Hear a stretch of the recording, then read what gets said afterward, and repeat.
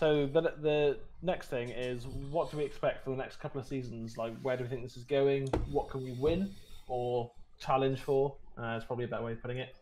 And who do you think we might sign in the future? Like, any players that, I mean, obviously there's like Upamecano, that sort of player, who we could get next summer. Yeah. So I'm going to look at the table now. I'm just bringing up the table on my other screen. So we finished on 66 points, and we were, now I've got to do maths, 15 points off of Man City. Now, next season, I think we need to progress. Now, I'm worried about Chelsea, and I know we're going to do a transfer show in the week, so I won't go too into depth why, but I think they've bought well. The top four I don't see massively changing. I think, especially if we get Sancho, I would ideally, and I said this to you off camera, but for the people listening, ideally I want us to finish on about 75 points. I want us to close the gap with Man City to at least where we think to ourselves, do you know what, we gave it a good shout. I want us to push them for second as long as we can. And if have them looking over their shoulders. Yeah, and if we get to April and we're still pushing them, but we fall off a little bit, do you know what? As long as we finish third, I'd be happy. I want us to finish in at least get the quarterfinals of the Champions League. I think is realistic. Ideally, we'd go further, but I'm not going to say that. You know, yeah. I mean, that all depends on the group. Yeah. And how that goes, and obviously then our draw is a lot of potluck. Really, it's just like, you know, if we draw Real Madrid or Juventus. Then again, we finished third, so our seeding is, we're in what I guess we'd be in pot 3. Yeah, I think so. It might be pot 2. But we may get depending on, we may get seeded. You never know, because they had some team. It's weird how they do it. But get to the quarterfinals of that, and then win one of the domestic cups. Yeah, I think that'll be a solid season. Yeah. Yeah, and I that's what I want. I want to see progression. I'm not expecting to win the league. And although, you know, but you know, in theory it could happen, but I doubt it. But in terms of transfers over the next 2 seasons, we definitely need Sancho. Once we've got Sancho, I think having Sancho, Greenwood, Rashford, James is perfect. Then having Martial up top. I think we need to get another backup striker that isn't Odion Ighalo. Someone that's young and good. We might end up. Oh, it's gone again. Hang on, sorry. Yeah, go on.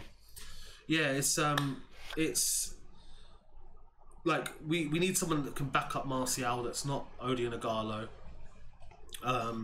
So someone that is like a Richarlison, do you know, that sort of level of player? Someone that can come on and do a job, but might not be a top 4 starting player. Then obviously a left-footed centre back is needed. And I actually then think that we could challenge. You know, having a centre midfielder as well. Like if we was to get Thiago, Sancho, and Van der Beek, I could see us really pushing City next season, because I don't think City have done enough in the transfer window just yet. No, you know, I think part of it was maybe they're sort of waiting to see what happened with the whole Messi situation. Which, you know, I think again we'll go into it more during the transfer podcast, but yeah, I think they'll wait to see what happens with that, and they're just going to get him for free next summer, so they can go and buy someone now, because Aguero needs a replacement to come in. I will say this as well, though. Yeah. Sorry to interrupt you there. Go on. It just popped into my head, and I know I'll forget if I don't say it. The Tottenham team that got to the final of the Champions League that lost to Liverpool, I think on paper, even without Sancho, we're better than that team. So anything is possible in knockout football, you know? Oh yeah. Absolutely. You know, like Sancho could go. You know, we could play smash here. Yeah. And Sancho could go score a hat trick, and then who knows after? You know what I mean? Like at Old Trafford, and then suddenly we've got one foot in the semi-finals, and who knows?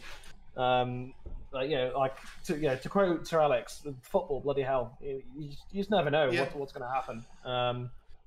And it's going to be interesting to see kind of how we progress in the cup competitions, because Ollie's got to improve his management of those games. You know, that's where he fell down. He needs to trust his bench. Well, he needs to have a bench that he can trust. Yeah, A better way of putting it. yeah. He just didn't. It's just like is bringing McTominay on for Pogba going to change the game? Well, yeah, we're going to be worse. It's not going to make it better. Dan James didn't play a lot towards the latter end of the season, but I tell you what I did like about him when he did come on is that teams that were tired didn't know how to handle his energy. Yeah, because he was just everywhere. Yeah, so having him on the bench and progressing him over the years, I can see a little Ryan Giggs type player. In the future, I can see good things from him, but it's now has Ollie got the one thing that the other manager since Fergie didn't have? Can he nurture youth? Yeah, and I think he's better at doing it than anyone. So yeah, and the evidence for that is and to an extent because I thought Brandon Williams had a really good start when he started playing. We obviously our season didn't start very well, but I thought Brandon was very good at the start, and then once we got to like Christmas time, it just dropped off completely. Again, it's like James did. He's young. Yeah, it's like James did. It's because we played him too much too soon. He had a couple of good games, and then a load of the United fans on Twitter were like, "Oh yeah, we should get rid of Luke Shaw and play Brandon Williams." And it's like Brandon Williams isn't even a left back; he's a right back. And we only played him because Shaw was injured. But when Shaw comes in, he firms up the defence. I understand that Wan-Bissaka and Shaw could probably attack a bit more, but the defence aren't meant to be attackers. They're meant to be defenders. And we had a really good. You say that, but the way the game, especially in the Premier League, works now, your fullbacks bomb forwards. Yeah, but I'd rather have solid wing backs than wing backs that always bomb forward. Like I would rather have almost like Shaw and Wan-Bissaka are solid.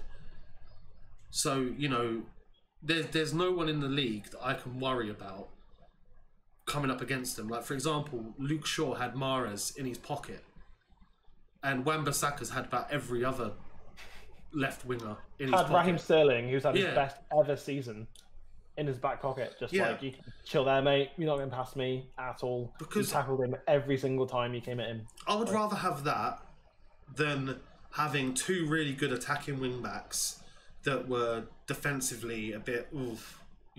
I'd rather start with, because if you start with having a good defensive mindset, you can build on the attacking play. So we can make Wan-Bissaka better. Luke Shaw's probably a bit older now, so he'll probably always be that type of left back. But even towards the end of last season, you could see him overlapping, and he is finally starting to understand it a bit better. So I'm happy with that, and I never got this agenda of like, oh yeah, just use Brandon Williams and get rid of Luke Shaw. No, Luke Shaw to me is one of the best left backs in the country. Yeah, especially last season.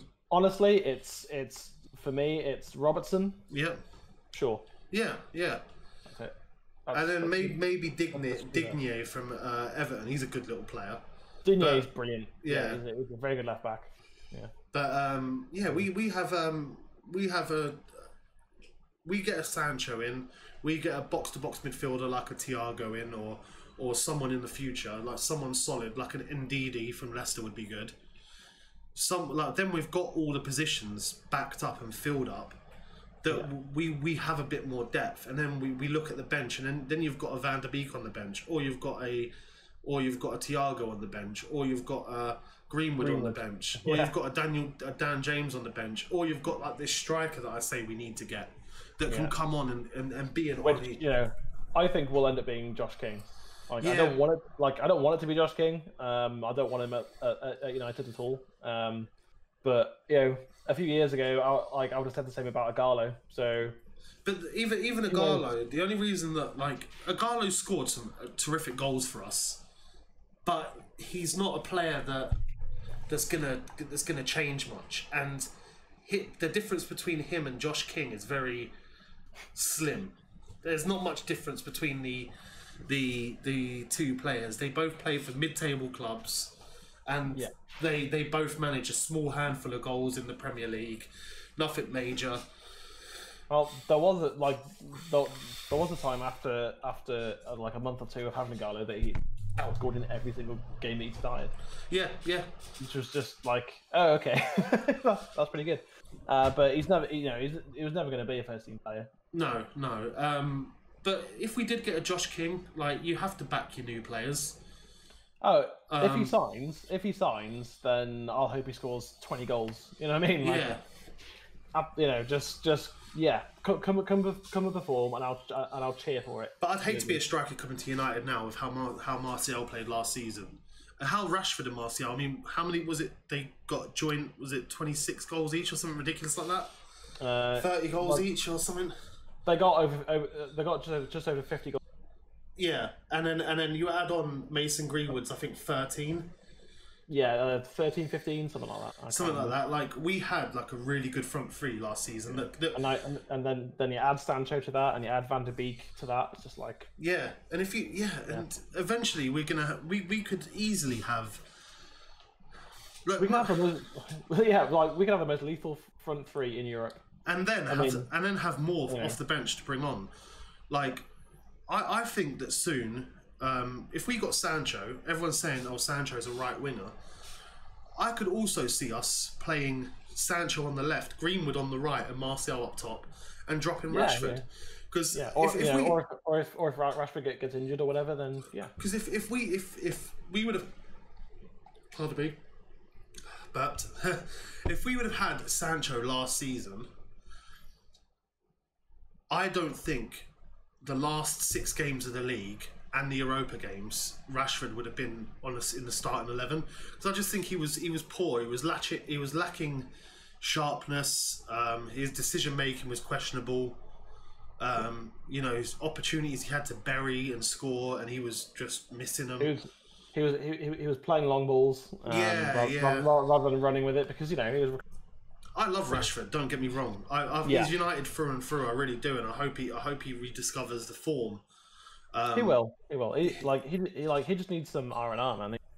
But that's the thing, is that we've been in a position as United with no squad depth. Well, if Rashford is even playable, the guy had a broken back and he's playing through the pain barrier.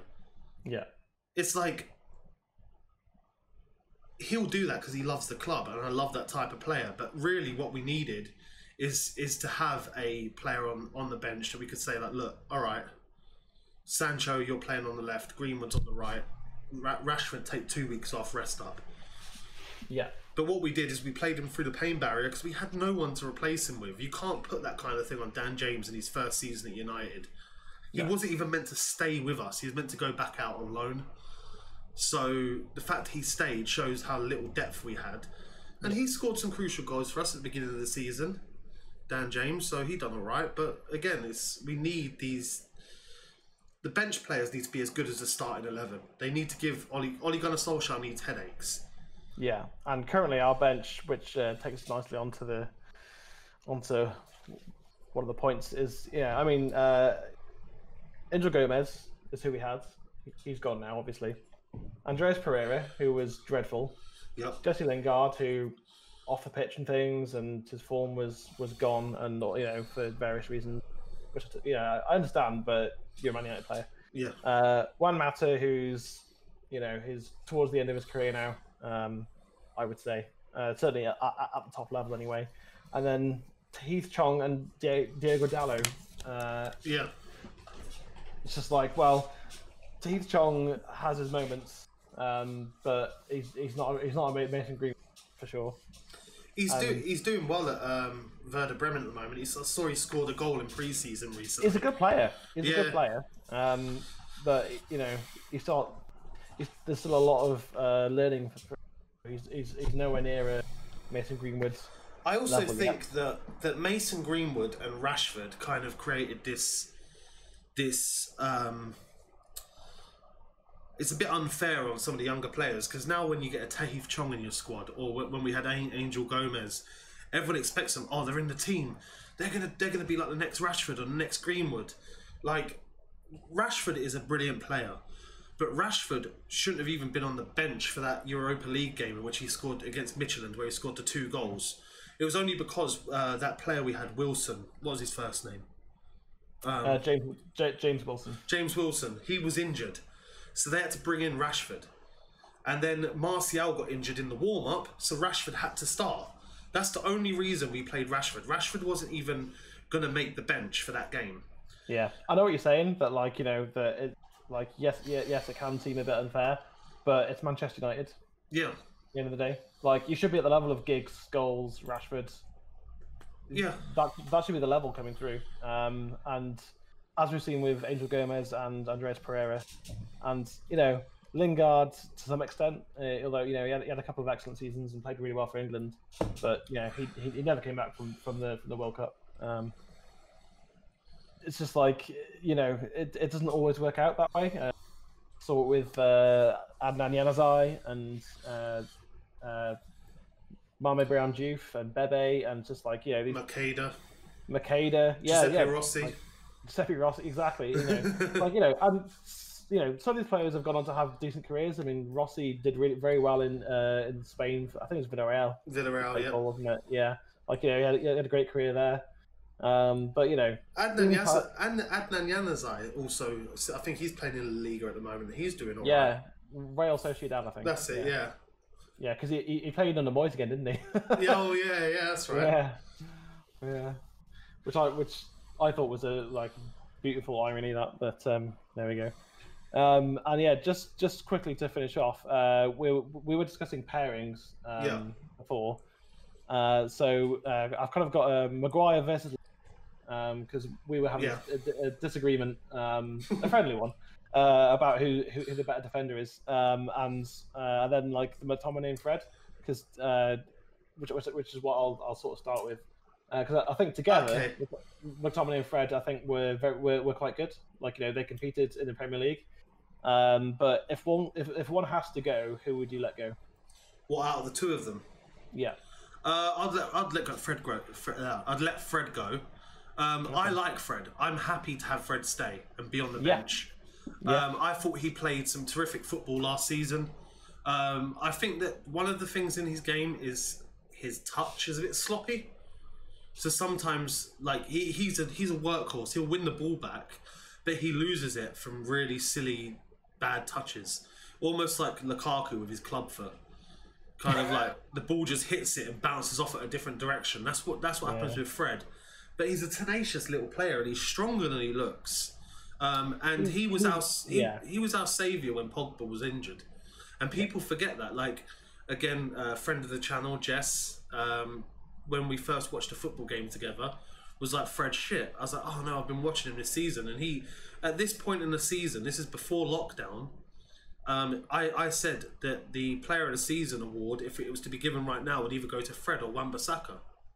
Now, both Fred and Wan-Bissaka fell off at the end of the seasons. And it's Bruno, and he's only there for half a season. It's Bruno or Martial. Well, Bruno made it to the Premier League team of the season after 6 games. I know. And that's like the Premier League team of the season is insane. Is a big deal, and it's. I think he was our only player in it as well. Yeah, he was. Yeah, but yeah. But no, because, I would sell Fred though, for the reason being is McTominay is young, just signed a new 5-year contract, and I do see a holding midfield player in him. Fred isn't a holding midfield player. Fred is a Van der Beek player. Box to box. Yeah, like he is.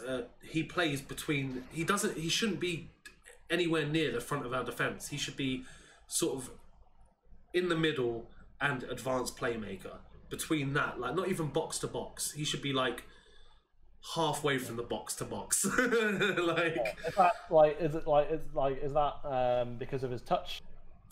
I just think that he is more skillful on the ball. So you want him going at players. I think is when it's better. The good thing is that one thing I like, and this is part of why I like Ollie's tactics. 2 years ago, if we lost the ball, we'd pretty much give up chasing it back. Whereas now, if you look at what Rashford does, even Martial, Greenwood, Fred, Pogba, Bruno, if they lose the ball, you best believe they're running to the bloody team stadium in a different bloody city to get that ball back. Like, they will run for that ball. Because I nearly called him Fergie then. Solskjaer said, if you lose the ball and I don't see that you're actively trying to get that ball back and they score, that's on you. That's pretty much what he said. So whenever a player loses the ball, they instantly get hit with his guilt. I've got to get this back.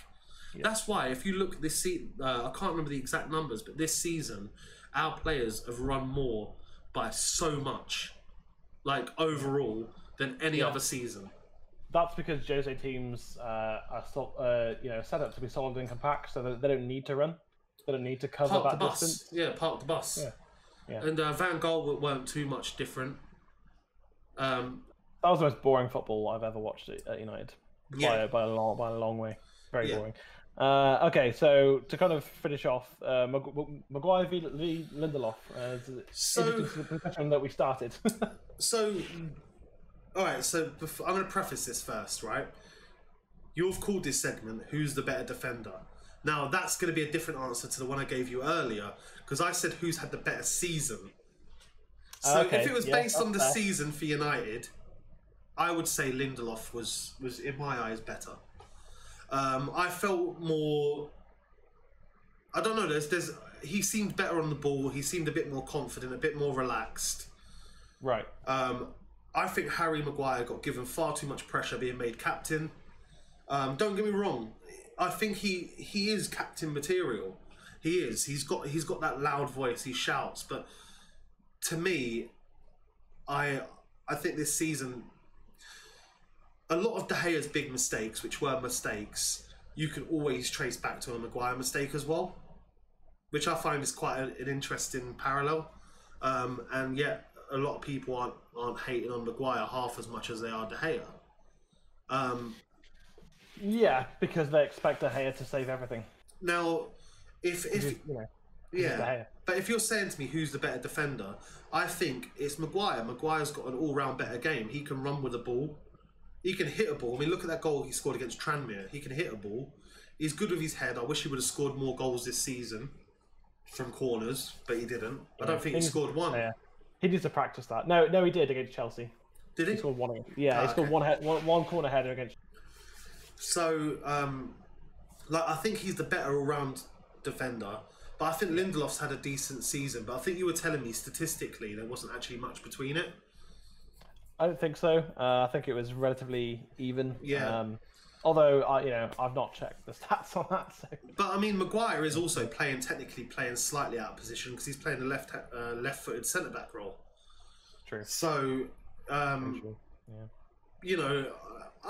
think I would say that our defence this season has been solid. I mean, it's been vastly improved. It's been much better. We've conceded less goals. We've actually made less mistakes defensively in previous seasons. Like, it's been better. It's just frustrating that in the big games we've just lost our concentration. I mean, 1-0 up against Sevilla and whipping the ball at them for a good 70 to 75% of the game, and then twice we just lose our focus and they score those two goals. I mean, it was ridiculous. But if you stamp out those mistakes, we go on and we probably beat Inter. Oh yeah, and also I was just looking at the Premier League table again. Our goals conceded, so goals against, we were on 36. Man City were on 35. Liverpool were on 33. Now I'm actually surprised. I'm actually surprised Man City actually only conceded 35. I thought because of their defensive troubles that they conceded a hell of a lot more than that. I thought we were second, but that's still good. Like, top three are the top, and say what you will, like, our defence has done a good job this season. It's a vast improvement on the season before. Oh yeah, vast improvement. The season before was. It could be tighter. It could be tighter. Like, for example, like, I can think of a few games. Like, one of Bournemouth's goals, Stanislas scored quite early on, didn't he? Should never have been a goal. Things like that. Like, there's little. I think that Solskjaer needs to do two things before next season. He needs to come up with a second tactic, a tactic B for when tactic A doesn't work, and he also just needs to tighten up a few little areas, i.e. like the defence, and like just tweak it a little bit, like work on it. Yeah, I think defending and the final ball, you fix those two things, and like Martial's 25 goals become 30. Yeah. And and the very, very last thing, because I forgot. That's all right. The very, very last thing was the Greenwood's potential. Like, what do you think the future holds for Mason Greenwood? Now, he's more exciting than any youth that we've had, and that includes Rashford in a long time. Like, you've got your Makedas out there, your Yanazais, score a couple of goals, we all get excited. Greenwood scored 15 goals. And they weren't lucky goals. Some of them he made himself. Like, he could shoot with both feet. Like, there was that goal he scored, and I'm trying to think who it was. But he... I think it was against Southampton. It might have been. Brighton. Where it looked like he barely even kicked his foot. Yet the ball went so fast that the keeper didn't stand a chance. It's like he has such power in his shots. I can see him being like an England great, but at the same time I can also see him playing for a championship team in 5 years, because with United is that we've always got overexcited about these young talents that I don't want us to put the world on their shoulders. Totally. But I think the difference clinical, and a lot of these other players have not had that killer instinct. That's that Solskjaer babyfaced assassin. The ball is in the net before the keeper even saw it. If we do get Sancho, I don't think he starts. Not because he's not as good as the other as Rashford or Martial or Sancho, but because I think that he's still young, and just because he's scored 15 goals, he needs to be embedded in slowly, rather than. Yeah, that's fine. Yeah. I mean, Solskjaer, didn't start that many games, but he still scored a lot of goals. Yeah, but I can see Greenwood eventually asking questions again, and I think the axe is over the head of Rashford at the moment. It's not dropping just yet, but if he starts next season or comes back from injury, and after, obviously you've got to give him a bit of a benefit of a doubt, get back match fitness, but if he plays like he did after lockdown, then Mason Greenwood's got to be there to be like, all right, boss, get me in. Now. Yeah, because Rashford, there was a few times towards the end of last season where I thought we'd bottled it. I thought we'd bottled fourth, let alone getting third. Yeah, me too. It was only because Leicester had a horrendous post-lockdown. What happened to Leicester, man? Again, we'll talk about that. Yeah. During the week. Yeah. All right, cool. All right, so thank you everyone who tuned in. Make sure to leave a like, leave a comment, and subscribe. We're going to be here 2 or 3 times a week, and we'll give you a more definitive schedule once we've figured it out. So from Jay and Pixels, and from myself, Alexi Fury, this has been United Weekly. No agendas, forever red.